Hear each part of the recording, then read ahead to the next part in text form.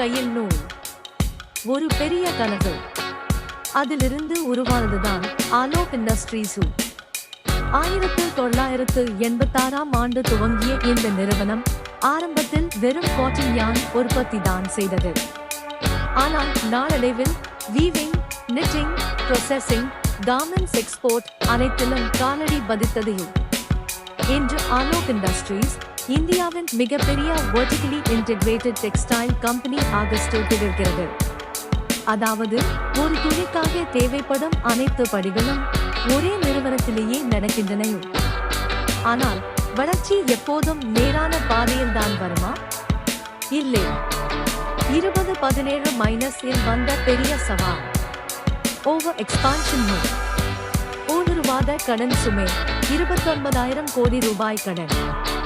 திறமையான நிறுவனம் கூட நசுங்கியது அனுப்பப்பட்டது. அப்போதுதான் வந்தது ரிலையன்ஸ் இண்டஸ்ட்ரீஸ். முகேஷ் அம்பானி அவர்களின் 6000 மற்றும் GM இன் கூட்டாக 2019 வாங்கினர். Music rises hopeful tone. Reliance வந்த பிறகு restructuring, debt reduction, asset monetisation எல்லாமே தொடங்கியது. நிறுவனத்தின் ஆபரேஷன் மீண்டும் ஓட ஆரம்பித்தது. ஒரு காலத்தில் மேல் இருந்த பங்கு 3 ரூபாய் வரை விழுந்தது. அந்த 3 ரூபாய் பங்கு இன்று கடந்துவிட்டது. ஃபைனான்சியல்ஸ் மெதுவாக மேம்படுகிறது. ரெவென்யூ, EBITDA, மார்ஜின்ஸ் எல்லாம் சந்தையின் எதிர்பார்ப்புக்கு மேல் பெர்ஃபார்ம் செய்கின்றன.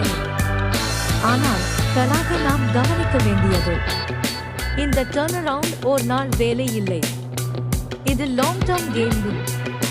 டெக்ஸ்டைல் க்கு price fluctuation, export dependency, cotton price volatility போன்ற சவால்கள் உள்ளது. அதனால்தான் இது ஒரு ஹை ரிஸ்க் ஹை ரிவார்ட் வகை பங்கு. ஆனால் ரிலையன்ஸ் பின்புலம், காஸ்ட் கண்ட்ரோல் மற்றும் குளோபல் டெக்ஸ்டைல் டிமாண்ட் ஆகியவை இதில் மல்டிபேக்கர் பொட்டென்ஷியல் உருவாக்குகிறது. ஒரு சிறிய நூல், ஒரு பெரிய பங்கு சரித்திரம். அதுவே ஆலோக் இண்டஸ்ட்ரீஸ்.